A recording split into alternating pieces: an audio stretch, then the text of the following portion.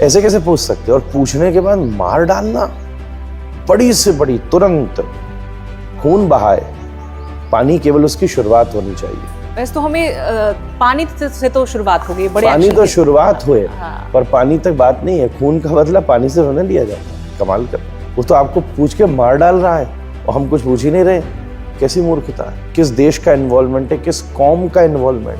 ये तो संवैधानिक बात है। आप किसी के धर्म के विषय में पूछ ही नहीं सकते। पहली बात तो बच्चे के सामने केवल धर्म पूछ के और कहा तुम क्या बोलते हैं उसको, सुनाओ, कलमा सुनाओ, नहीं तो हम मार। इससे बड़ी निरीह स्थिति क्या हो सकती? काय बात की सहिष्णुता? ये सहिष्णुता नहीं है, नपुंसकता है। ये सहिष्णुता किस बात की? दो कौड़ी की सहिष्णुता है तो। अगर तुम हो, कोई कलमा सुना पाया तो छोड़ा जा रहा है और नहीं सुनाया तो मारा जा रहा है। जीवित रहने का अधिकार क्या अब हमें कोई कलमा देगा?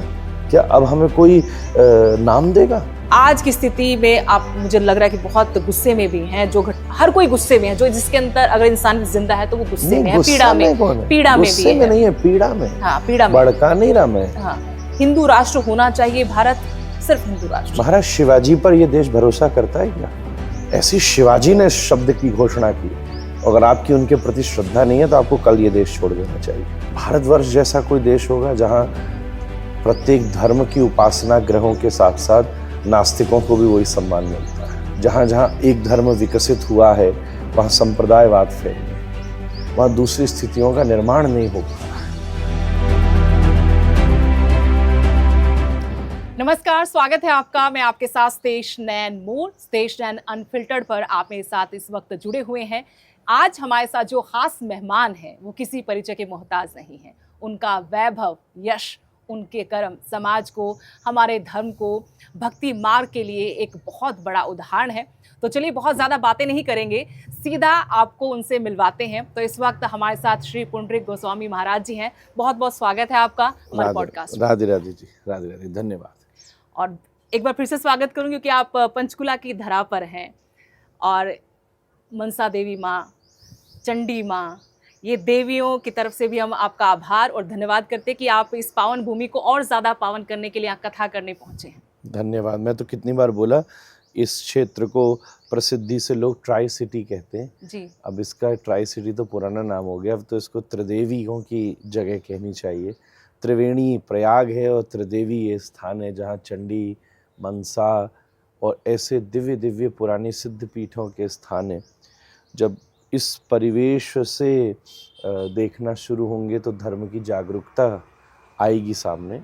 और वृंदावन से उसी संदेश को लेकर पांडवों की भूमि कुरुक्षेत्र के तल में विद्यमान भारत और हरियाणा की और पंजाब की, हिमाचल की इस केंद्र धरती पर भागवत का संदेश लेकर आया हूँ। बिल्कुल, हरि की धरा पर पहुँचे हैं आप। यहीं से शुरुआत करेंगे कि आप वहाँ से वृंदावन से बांके बिहारी का संदेश लेकर यहाँ कथा के लिए पहुँचे।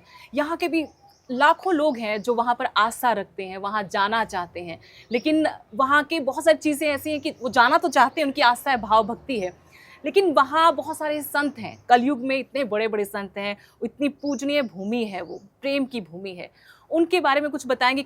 अगर वहाँ कोई जाना चाहता है तो कहाँ कहाँ दर्शन करें, किस तरीके से भक्ति मार्ग पर बढ़ने में वो मदद कर सकते हैं? जहाँ आपकी रुचि हो, दर्शन सबसे पहले जहाँ भी जाएं जी। स्थान तो 5000 से भी ज़्यादा है ऊपर वृंदावन में। मुख्य रूप से तो 7 देवालय कहे जाते हैं, जिसमें राधा रमण जी, गोविंद देव जी, गोपीनाथ जी, मदन मोहन जी, श्याम सुंदर जी, गोकुलानंद जी, बांके बिहारी जी, राधा वल्लभ जी, जुगल किशोर जी, ये सब मुख्य मुख्य कुछ मंदिर हैं।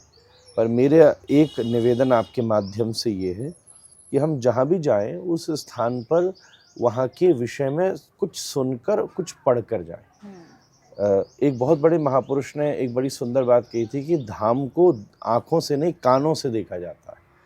हम जब उसके विषय में सुनते हैं, उसमें भगवान की लीलाओं का, संतों की महिमाओं का गुण सुनते हैं, तब हमें उसके प्रति आकर्षण उत्पन्न होता है। तो हम वृंदावन जा रहे हैं, पर वृंदावन जाने वाले आज भी हजारों लोग जा रहे होंगे, पर मैं किसी भी व्यक्ति को रोक के ये पूछ लूँ कि वृंदावन क्या है तो मुझे बड़ा संदेह है कि वो उत्तर दे भी पाएगा कि नहीं। तो इसलिए आप जहाँ जा रहे हो जब वहाँ के विषय में हमारे भीतर ज्ञान होता है तो हमें उस विषय के प्रति श्रद्धा और निष्ठा जागरूक होती है। तो मेरी सबको सलाह रहती है कि जो वृंदावन जाने का मन बनाए, मानो अगले हफ्ते जा रहा है जी।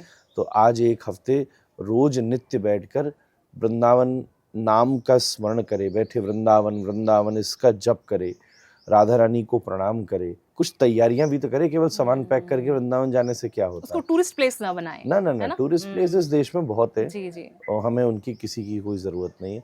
और उनके ही ज़्यादा आने से वृंदावन को भी टूरिस्ट जैसी छवि मिलती जा रही है। बिल्कुल, जैसे सोशल मीडिया कोई का इसमें ज़्यादा रोल हम देख रहे हैं। नहीं, लोग सोशल रील्स मीडिया के तो बनाते सारे हैं। प्रकार के रोल हैं। पहले भी साधन थे, जब किताबें छपती थी तो किताबों में वर्णन किया गया था, बिल्कुल बिल्कुल। जब टीवी आया तो टीवियों में वर्णन किया गया, जब सोशल मीडिया आए तो सोशल मीडिया में भविष्य में कोई और नई चीज़ आ जाएगी। माध्यम आ तो जाए। धर्म तो सदा साधनों के माध्यम से जगत तक पहुंचता ही रहा है।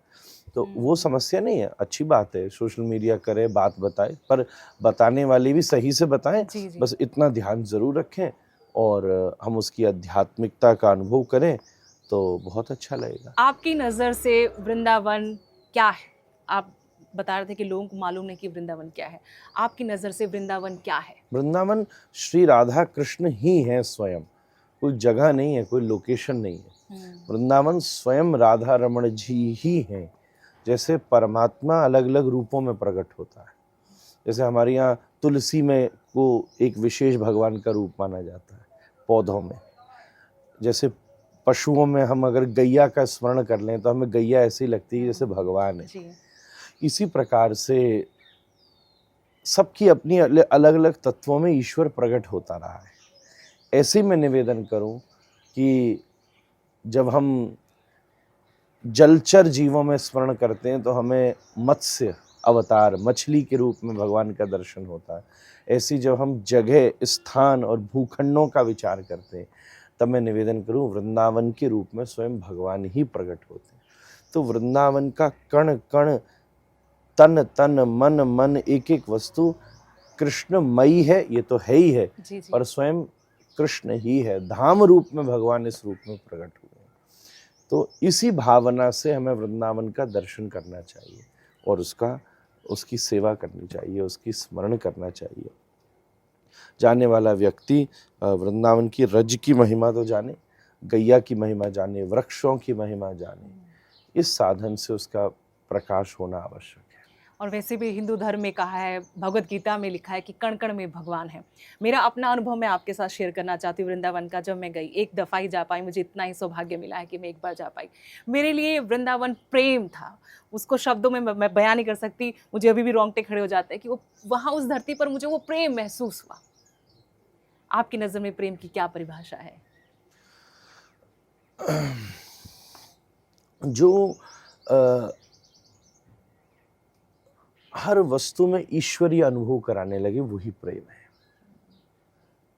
मैं कितनी बार कितने स्थानों पर इस बात को बड़ी स्पष्टता से वर्णन करता आया हूँ कि प्रेम में दो ही चीज़ें होती हैं। ज्ञान में ज्ञानी ईश्वर हो जाता है, प्रेम में प्रेमी ईश्वर हो जाता है। जिससे प्रेम होता है, ज्ञान में जिसको ज्ञान होता है वो ईश्वर जैसा अनुभव करता है, शिवोहम कह देता है वो। पर प्रेम में जिससे प्रेम होता है वो उसके लिए सब कुछ हो जाता है। तो प्रेम की अद्भुत स्थान है जहाँ गोपियों ने, ब्रजवासियों ने, जहाँ प्रेम के लिए ही भगवान प्रकट हुए हैं।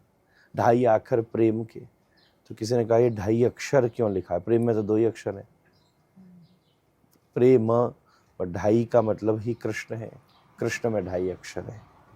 यही उसकी परिभाषा है।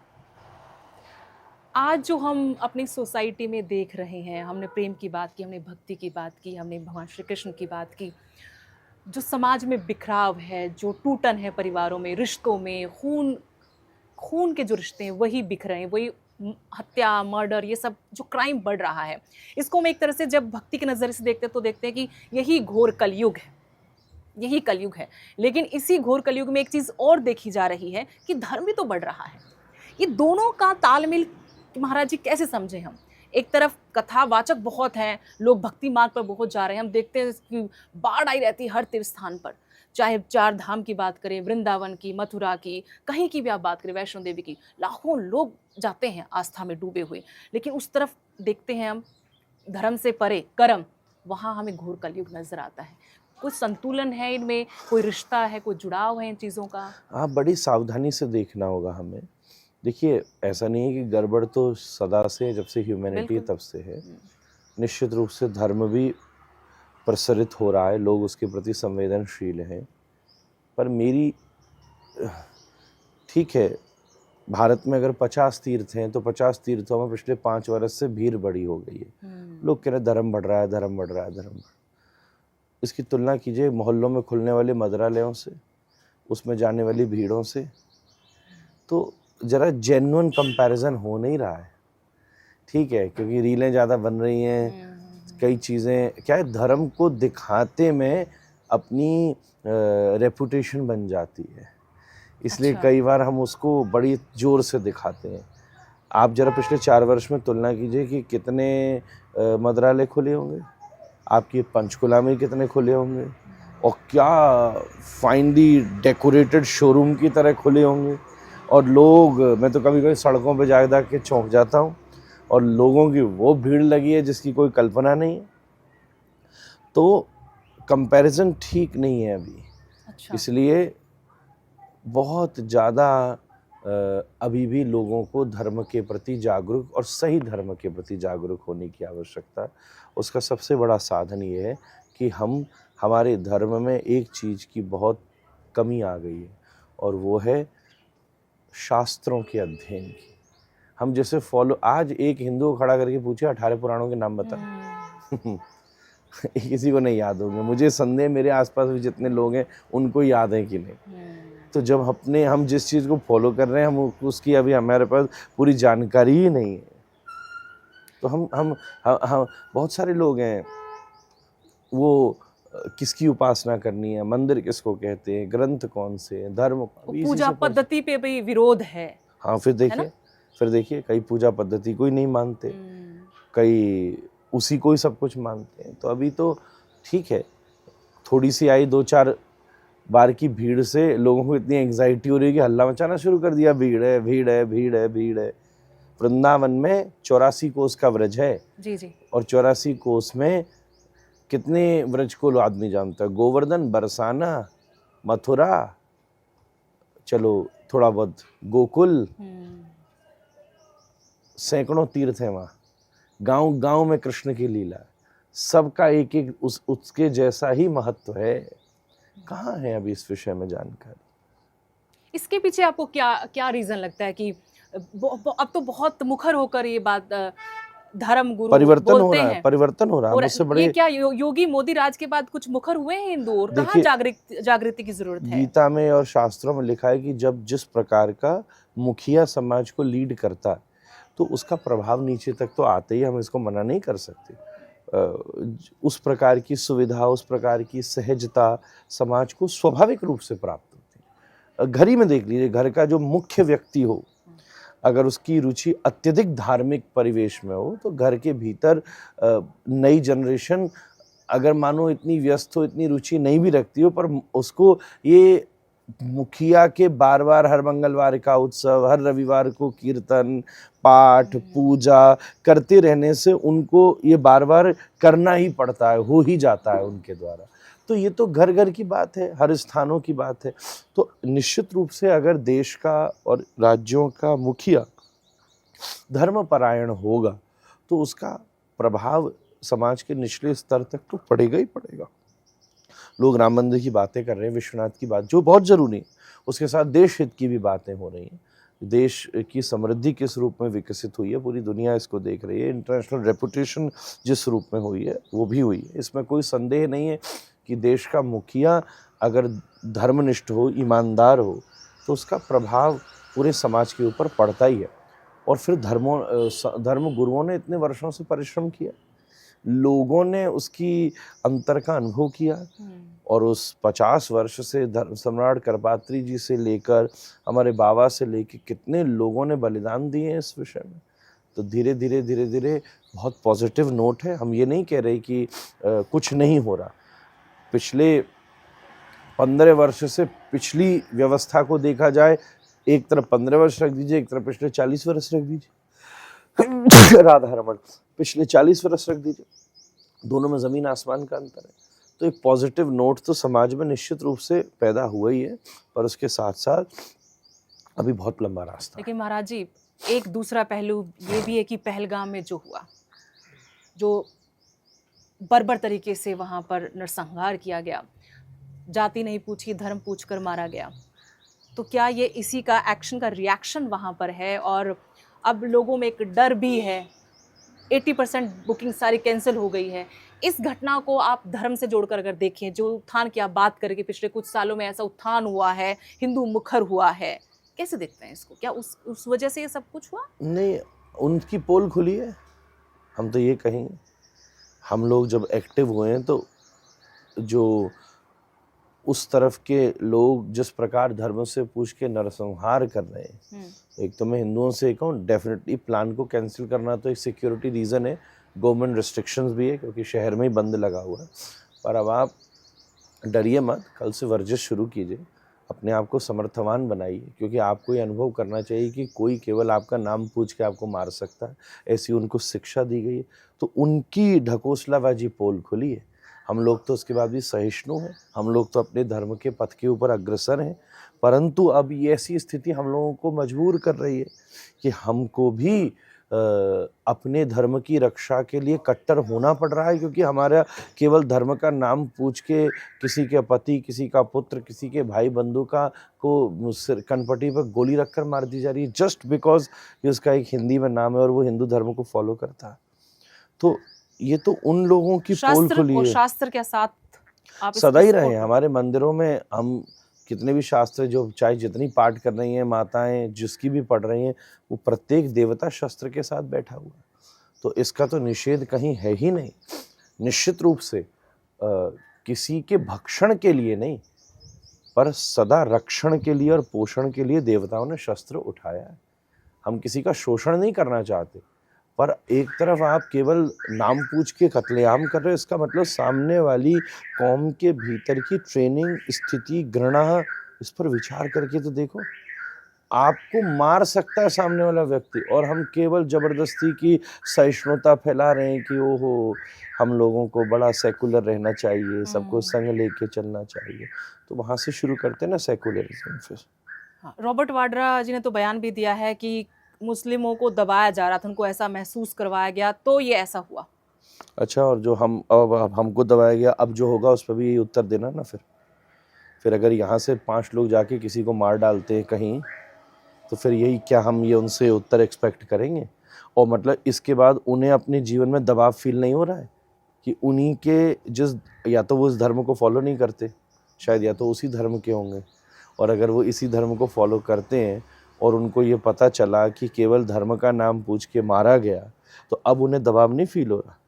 अगर दबाव नहीं फील हो रहा है तो मुझे लगता है कि मुझे संदेह है कि वो हिंदू हैं कि नहीं, और अगर वो हिंदू हैं तो अब उन्हें दबाव फील होना चाहिए। और किसी के ऊपर दबाव फील होता है तो वो अगर ये कर सकता है, तो आप तो समर्थवान व्यक्ति हैं, आप तो बहुत समर्थवान व्यक्तियों के रिश्तेदार हैं, आप तो अर्थवान भी हैं, आप तो जब खुद ही चलते हैं तो 10-20 वाले बंदूक वाले तो आपके आसपास ही चलते हैं। तो कृपया दबाव को फील करके कुछ करिए ना। अगर दबाव फील होने से ये होता होगा तो दबाव फील होने से होता होगा, तो अब अगर आप पर दबाव नहीं है तो आप हिंदू नहीं हैं, और अगर आप पर दबाव है तो प्लीज़ दबाव फील होने पर जो सामने वाला कर रहा है थोड़ा तो करके दिखाइए। क्या प्रतिक्रिया होनी चाहिए? आप मोदी जी से, प्रधानमंत्री नरेंद्र मोदी जी से क्या प्रतिक्रिया चाहते हैं इस वक्त जो लोग? कड़े से कड़ा दंड होना चाहिए। ये कोई अर्थ, ये तो कॉन्स्टिट्यूशनल बात है, ये तो संवैधानिक बात है। आप किसी के धर्म के विषय में पूछ ही नहीं सकते। पहली बात तो ऐसे कैसे पूछ सकते, और पूछने के बाद मार डालना, बड़ी से बड़ी, तुरंत खून बहाए।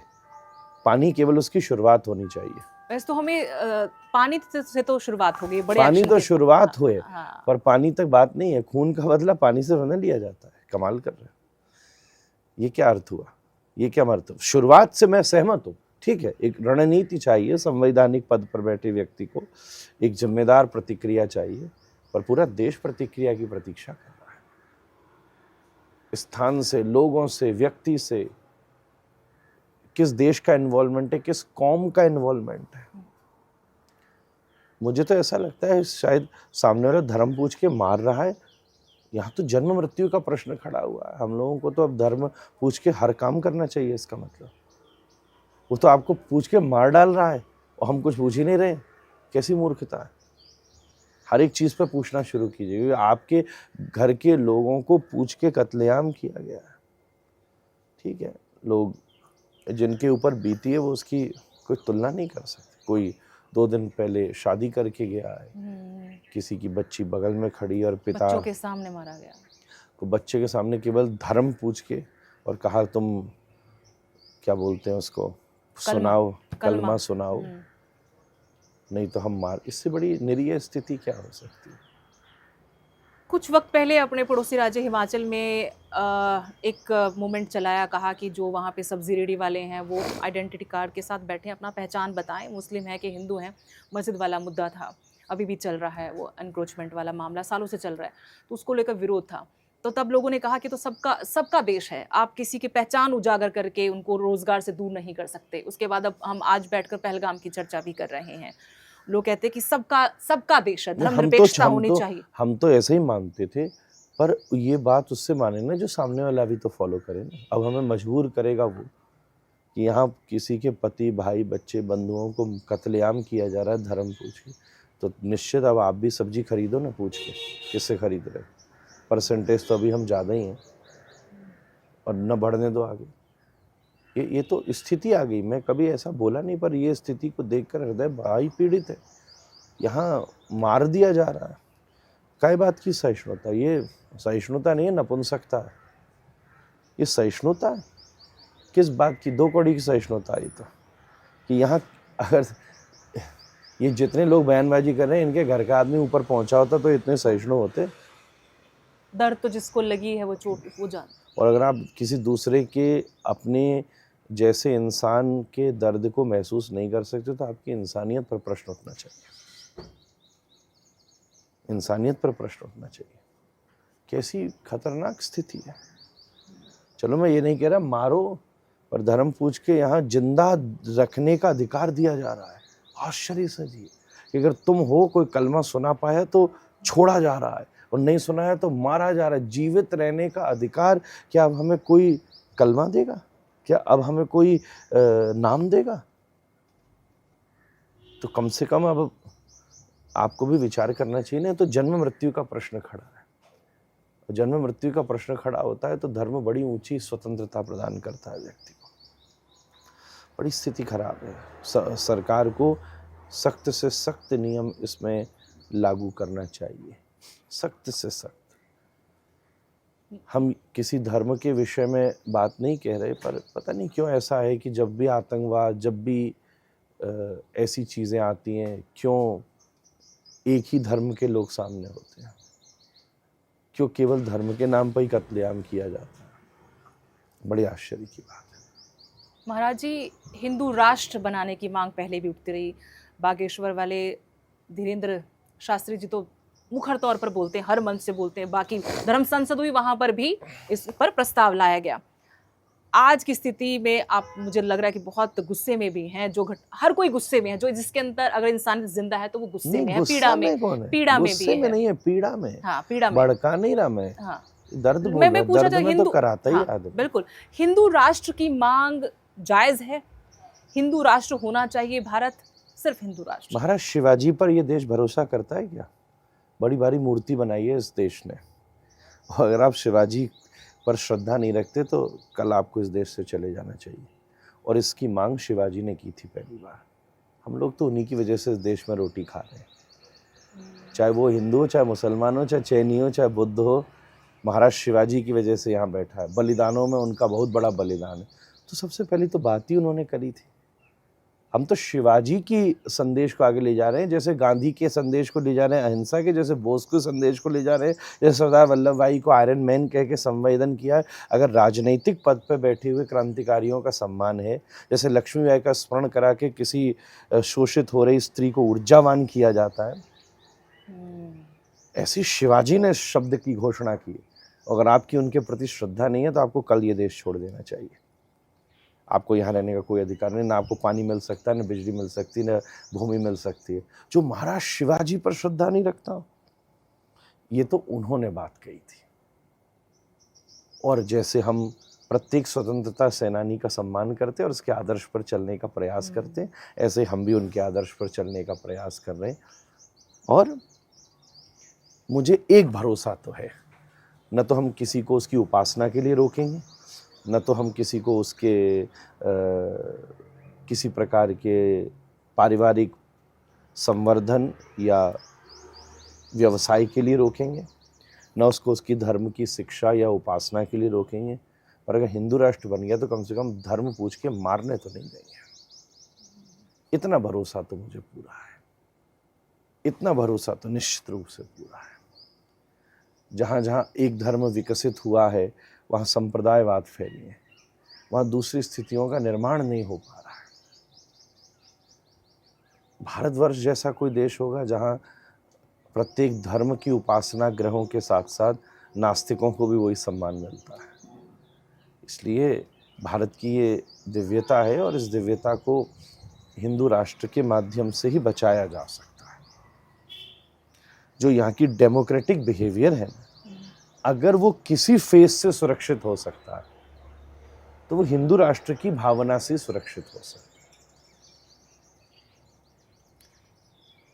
अयोध्या के बाद, अयोध्या में तो पूरा जश्न मनाया गया, आप भी मौजूद थे वहाँ पर, बहुत जश्न मनाया गया कि राम मंदिर का जो सपना सालों पहले देखा गया था वो साकार हो गया। उसके बाद कहा कि अब काशी मथुरा की बारी। योगी स्टाइल को आप किस तरह से देखते हैं? योगी स्टाइल को लेकर कुछ लोग बड़ा विरोध करते हैं कि ये सबके रहने की जगह है, सबको भाईचारे के साथ, शांति के साथ रहना चाहिए। बुलडोजर एक्शन को लेकर भी तमाम सवाल उठे हैं। लेकिन जो ये मुहिम चलाई गई है कि पहले अयोध्या, अब काशी मथुरा और आगे तो बहुत कुछ होना बाकी है, सोमनाथ तक की बातें हुई, इस तरीके को आप कैसे जज करते हैं, कैसे देखते हैं? तो सब रह ही रहे हैं, सबको रहने का खुदाई को अधिकार लेकर भी मिल रहा है। बहुत सवाल है, सबको रहने को, कि अब तो जहाँ जहाँ खोदोगे वहीं मंदिर निकल आएगा। तो ये अच्छी बात है ना, इसका मतलब पोल खुल रही है, ये तो इतिहास बोल रहा है। इसमें कोई आप घबराते हो, इसका मतलब कुछ न कुछ दबा रखा है। फिर कोई आगे बोलता है तो खुदाई तो होनी ही चाहिए। मैं तो कहूँ भारत का इतिहास तो ये कहता है कि पाकिस्तान में भी खुदाई करोगे तो मंदिर निकलेगा। करो ना, इतनी हिम्मत हम में होनी चाहिए निश्चित रूप से। देखो, ह्यूमन होना हिंदू होना है। आप किसी भी धर्म को फॉलो करते हो ना, तो आपके शरीर में कोई ना कोई परिवर्तन किया जाता है उस धर्म के अनुयायी बनने के लिए। कहीं वेश दिया जाता है, कहीं खतना किया जाता है, कहीं कुछ किया जाता है, पर आप जैसे पैदा होते हो वैसे हिंदू रह सकते हो अपने जीवन में।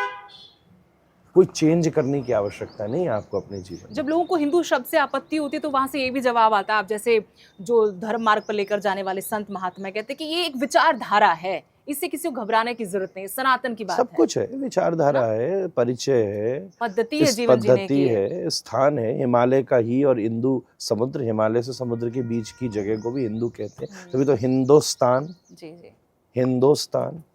अच्छा, एक और बात बताऊं, कितनी आनंद से पाकिस्तान के लोग भी और यहाँ के भी कई मुसलमान लोग भी, कई लोग भी इस भूमि को हिंदुस्तान तो बोलते हैं। चलो राष्ट्र मत बोलो, स्थान और राष्ट्र में कोई फर्क नहीं जाना। राष्ट्र एक विचारधारा का भी नाम है, पर स्थान का मतलब लोकेशन तो फिर अपनी है ही ना। स्थान मतलब जगह, हिंदू स्थान। हिंदुस्तान जब आप बोल रहे हो, गानों में बोला जा रहा है, तो बात वही है। हम जगह तो अपनी है ही है, और अपनी जगह पर अपनी विचारधारा की बात कर रहे हैं। राष्ट्र में विचारधारा जुड़ी है जी। किसी भी राष्ट्र की बात होती है, राष्ट्र शब्द का मतलब ही विचारधारा है। जैसे संयुक्त राष्ट्र संघ, तो राष्ट्र का मतलब सारे संयुक्त रूप से राष्ट्र विचारों को प्रस्तुत करें, युद्ध ना करें जी जी। ऐसे हिंदू राष्ट्र का मतलब हिंदू विचारधारा। कहाँ पर? हिंदुस्तान पर। हिंदुस्तान पर हिंदू विचारधारा की बात की जा रही है। आज सब रह ही रहे हैं, उत्तर प्रदेश हो चाहे कहीं भी हो। अगर किसी भी पूरी दुनिया में किसी भी स्थान का संबंध किसी भी व्यक्ति से, किसी भी संप्रदाय से मूलभूत रूप से हो, तो उसको वहाँ रहने का, पनपने का, विस्तार करने का पूर्ण अधिकार है।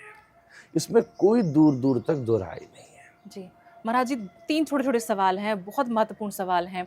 एक तो ये कि पहलगाम से ही मैं इसको जोड़ के बात करती हूँ, जो कोई अपनों को खो देता है, किसी भी तरीके से हम मान लेते हैं खो देता है, भगवान में आस्था है, उसकी भक्ति है, लेकिन वो पीड़ा उस वक़्त इतनी ज़्यादा कि वो भगवान को भी कोसता है। उस दर्द से, पीड़ा से निकलने में धर्म, भक्ति, पूजा-पाठ कैसे मदद कर सकता है? देखिए, जिस पर बीती है, मेरे पर भी बीती थी बचपन में, तो मेरी तो सबसे मदद ही धर्म ने की थी, दर्शन ने की हाँ। थी। तो हमारी गीता के श्लोक कहते, देखो ऐसे व्यक्ति को सबसे पहली बात शास्त्रों ने कही है, शोक की दवाई समय है। इस धरती में कुछ भी आप कह लीजिए, पर टाइम कैन ओनली हील, और तब उसको मारा गया। तो धर्म योद्धा है, बलिदान ही है, इस धर्म के लिए उसने अपने प्राण दिए, निश्चित दिए, प्रमाण है ना, धर्म बता के ही तो मरा है। तो सब बलिदानी है, वो सब मोक्ष को प्राप्त किए।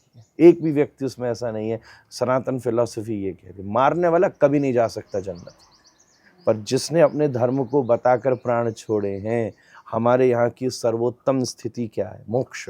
हम सारे धर्म को ही तो इसलिए फॉलो करते हैं। और वो सब परिवार के प्रति में बहुत सद्भावना, प्रार्थना। मैंने जो पंचकुला में हो रही अपनी ये भागवत कथा है, मैंने सार्वजनिक घोषणा की थी, जी। इस पूरी कथा को मैं उनकी परिवार की प्रार्थना के लिए समर्पित करता हूँ। और हमारे यहाँ एक बेसिक फिलॉसफी है कि शरीर तो कपड़े की तरह व्यक्ति बदलता है, बिल्कुल। तो वो जो उसकी सोल है, उसकी आत्मा जो है, वो सदा आपके साथ है। आप उसके लिए अच्छा काम कीजिए। उसने मोक्ष को पाया है, और भगवान इतनी ऊर्जा दे, धीरे धीरे समय पर आप आगे बढ़िए। वो परिवार बहुत दृढ़ता से अपने आप को संभालें, और प्रत्येक हिंदू का दायित्व है इस धरती पर कि वो 26 लोग, 27 लोग जो भी शहीद हुए, ये हम लोगों का दायित्व है कि वो इस धर्म का नाम लेकर मरें। जीवन में किसी भी पड़ाव पर उसकी अगली 7 पीढ़ी को कोई समस्या नहीं होनी चाहिए। कोई पढ़ाई में जाए, कहीं कोई कमी पर हो, ये हम लोगों का दायित्व है कि हम इस बात का स्मरण रखें। सरकार रखे अच्छी बात है, नहीं, हम लोगों का दायित्व है कि किसी भी प्रकार की आवश्यकता हो, और मैं आपके माध्यम से, अगर मेरी बात उन लोगों तक भी पहुँचे, तो मैं आपकी सेवा को तत्पर हूँ। मेरी 38 पीढ़ियाँ हो गई कथा करते, और मैं अपनी अगली 7 पीढ़ी को भी ये कह जाऊँगा कि 26 लोगों का स्मरण रखना। कभी कोई ध्यान हो, किसी को शिक्षा में कमी हो, व्यापार में कमी हो, अर्थ में कमी हो, उपलब्धियों में कमी हो, स्कूलों में बहुत सारे हिंदू संस्कृति से जुड़े स्कूल हैं, उन्हें इस बात के लिए उस परिवार को सम्मान करना चाहिए, विशेष उनको रिकॉग्निशन मिलनी चाहिए, अगर वो अलाउ करें। जी। उनकी अपनी पर्सनल स्थिति भी हो सकती है, बहुत सारे लोग रिवील नहीं करना चाहते, जी। पर ये बहुत गर्व की बात है हम लोगों को, धर्म का नाम बता के मरे, ऐसे नहीं है। इसलिए वो मृत्यु को नहीं प्राप्त है, वो तो बलिदानी है। हमारी दृष्टि तो देखने की ऐसी है।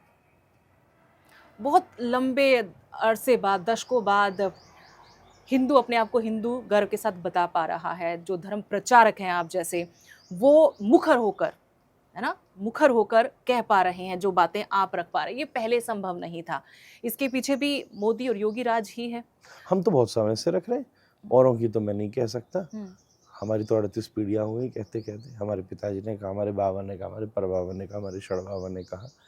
निश्चित रूप से हम तो सदा से कहते आ रहे हैं, पर इन पिछले दिनों में हमारी बात आप सब जैसे श्रेष्ठ जन लोगों तक पहुंचा पा रहे हैं, जो नहीं सुनवाई भी करते। हो रही है, आप ये कह सकते हैं। सुनवाई नहीं, कहलवाई हो रही है। नहीं तो कौन हम लोगों की बातों को, ये तो तुरंत छप सकता था कि उसने उसको बिगाड़ दिया, वहाँ पैसे हुआ, मेहनत ये ले गया, पंडित ये ले गया, पुजारी ये ले गया, धर्मगुरु ये ले गया। तो ये जो प्रचार तंत्र है ना, वो जागरूक हुआ है। शंकराचार्य, मध्वाचार्य, निम्बारकाचार्य, ये सब परंपराएं कोई 10 साल की नहीं, 5-6 हजार साल की हैं। तो ये तो सदा से कहती ही आई हैं, हम लोग तो कहते ही आए, तभी स्थानों को सुरक्षित रखा है। वृंदावन में गोविंद देव जी का मंदिर तोड़ा गया था मुगलों ने, हमारे गौड़िया संतों ने माला छोड़ के डंडा उठाया था, तब वृंदावन अभी भी वृंदावन की तरह बचा हुआ है, तो उसके भी नाम बदल जाते। बहुत युद्ध करके इस बलिदान को रिकॉग्नाइज नहीं किया गया। प्रयाग का नाम बदला गया था, अयोध्या का नाम बदला गया था, पर ब्रजवासियों ने युद्ध करके वृंदावन को बचाया। मथुरा का नाम नहीं बदल पाया कोई, ठीक है, मंदिर तोड़ा, स्थान बनाया, नाम नहीं बदलने दिया। वृंदावन का नाम नहीं बदल पाया, सुरक्षित रखा गया उसको। पर हम भी लोग कई बार गमार में भूल जाते हैं अपने धर्म योद्धाओं का स्मरण नहीं करते। जाति पाति पंथ भाषा व्यवस्थाओं से ऊपर उठिए, कहाँ लगे पड़े हैं। मैं इन ऋषियों का, मेरे ये हैं, मेरे वाल्मीकि हैं, मेरे परशुराम हैं, मेरे रविदास हैं, मेरी मीरा है, मैं हिंदू हूँ। इस परिवेश में आप स्पष्ट रूप से अपने आप को स्वीकार कीजिए। किसी ने कुछ नहीं पूछा, धर्म पूछा, केवल धर्म पूछा। और उस स्थिति में आप अपने आप को किसी भी ऋषि के नाम से पुकार लेते, आपकी कनपटी पे गोली पड़ती। बचने का उपाय कलम ही था, नहीं तो कलम कर दिए जाते। ये संदेश दिया उन्होंने। इसलिए यूनिटी से चलना होगा। हम लोग सबको स्वीकार करने को तैयार हैं, और सब अपनी राजनीतिक उद्देश्यों को विस्मृत करके एक साथ चलने को तैयार हों, तब संभव है, कुछ संभावना जी है। जी जी। एक आखिरी सवाल, क्योंकि पंचकुला में आप बैठे हैं और इतनी सीख दे रहे हैं युवाओं को, खासकर बहुत बड़ी तादाद में युवा आपको सुनते हैं, फॉलो करते हैं। पंजाब, हरियाणा, यहाँ और अब तो हिमाचल भी नशे की गर्त में है, युवा नशे में है, रास्ता भटक गए हैं। वजह चाहे जो भी हो, एक बड़ा रीज़न है पाकिस्तान से ही नशे का आतंक फैलाया जा रहा है। उन युवाओं के लिए क्या संदेश है इस पॉडकास्ट के माध्यम से आपके पास? कैसे उनको सही रास्ते पर लाया जा सकता है, कैसे उस नशे को रोका जा सकता है? क्या भूमिका हो सकती है आपकी, हमारी सभी की? स्लोली नशा किसी के भी जीवन में धीरे धीरे प्रवेश करता है, इसलिए उसको हटाने का उपाय भी धीरे धीरे ही होता है। सबसे पहली बात तो मैं निवेदन करूं कि सरकार को इसके खिलाफ कड़े नियम लेने चाहिए। कोई ना कहीं वहीं ना वहीं से भी मोटिवेशन तो है ही है। वो सारी बातें कि आपकी इच्छा शक्ति के, दृढ़ इच्छा शक्ति वाला ही ये कर सकता है। नहीं, पहले सबसे पहले तो कड़े नियम जिससे भय व्याप्त हो। जी। इस प्रकार की स्थिति में कोई भी व्यक्ति हो तो उसके ऊपर बहुत हैवी जुर्माने ठोके जाएं, सजा। ये सब पहले तो अनुशासन, किसी भी व्यवस्था को ठीक करने का पहला चरण होता है अनुशासन। अनुशासन के बाद दूसरा चरण होता है आसपास का वातावरण। परिवार बहुत सावधान रहे, शिक्षा के केंद्र बहुत सावधान रहे। ये दो स्थान ऐसे। मैं बहुत व्यवस्थित बात आपसे कह रहा हूँ। पहली बात सरकारी अनुशासन, दूसरी बात पारिवारिक जागृतिकरण। परिवार इसके पीछे डीप चेक रखे, बच्चा जा रहा है स्कूल में क्या कर रहा है, टीचर्स ध्यान रखें, और घर में इस प्रकार से उसको इजी न छोड़ा जाए, क्योंकि ये चीज़ एक दिन में नहीं होती। लगातार महीने 2 महीने कोई किसी चीज़ से लत होता है, तब उसके भीतर ही आती है। एक बार कहीं कोई कुछ ले भी ले तो किसी को कोई कल से लत नहीं लग जानी है। उसके वातावरण क्या, उसकी फ्रेंड सर्किल क्या, और फिर तीसरी बात होती है उस व्यक्ति की खुद की दृढ़ शक्ति। आज पंजाब में बड़े से बड़े सिंगरों को जो रोल मॉडल माना जाता है, बड़े से बड़े उपलब्ध व्यक्ति जब खुद अपनी कहानी सुनाते हैं कि नशे की गर्त में उनका क्या हुआ और बाद में उनको बचाया गया, तो किसी ने किसी धर्म के रास्ते में बचाया। तो इच्छा शक्ति चाहिए। उस इच्छा शक्ति को प्रबल करने के लिए आप अपने जीवन में मेडिटेशन को, धर्म को, फिलॉसफी को, गीता को, ऐसे किसी मार्ग का चयन कीजिए जिससे आपके भीतर की इच्छा शक्ति प्रबल हो सके, क्योंकि ये स्लो पॉइजन है जो धीरे धीरे सबसे पहले आपके अस्तित्व को मरे हुए जीवित रहता है शरीर में। आत्मा तो मर चुकी होती है। तो ये सब इन 3 प्रक्रियाओं से मुझे लगता है कि कुछ हद तक नियंत्रित करने की संभावना है। महाराज जी, बहुत अच्छा लग रहा है मुझे आपसे बातचीत करके। अभी बहुत सारी बातें करनी थी, मेडिटेशन, भगवान से कैसे जुड़ा हो, वक्त शायद नहीं, इशारा बार बार वहाँ से हो रहा है कि वक्त नहीं आपकी टीम की तरफ से। भी जाना है तो बहुत वक्त हमने 1.5 घंटा बात लेकिन की, फिर बहुत अच्छा लगा। लेकिन लंबी बातचीत करेंगे धर्म पर, कर्म पर, कि धर्म क्या है, कर्म क्या, कैसे जुड़ा हो, मेडिटेशन कैसे हो। बात आजकल कम होनी चाहिए, काम में ज़्यादा समय होना चाहिए। तो मुझे ऐसा लगता है कि हम बातचीत तो अवश्य में करते रहेंगे, पर आपके माध्यम से हम लोग इस बात को और आगे तक ले जाएं और लोग इसके प्रति जागरूक हों, वो संवाद का असली मैं उम्मीद करती हूँ कि आप फिर से वक्त देंगे, कुछ और पहलू बताने हैं इस भक्ति मार्ग के जरूर। आपके जरिए। बहुत बहुत शुक्रिया, आपने वक्त राधे निकाला। राधे, बहुत बहुत राधे, शुक्रिया आप हमारे धन्यवाद। साथ जुड़े इस पॉडकास्ट में। धन्यवाद। राधे राधे।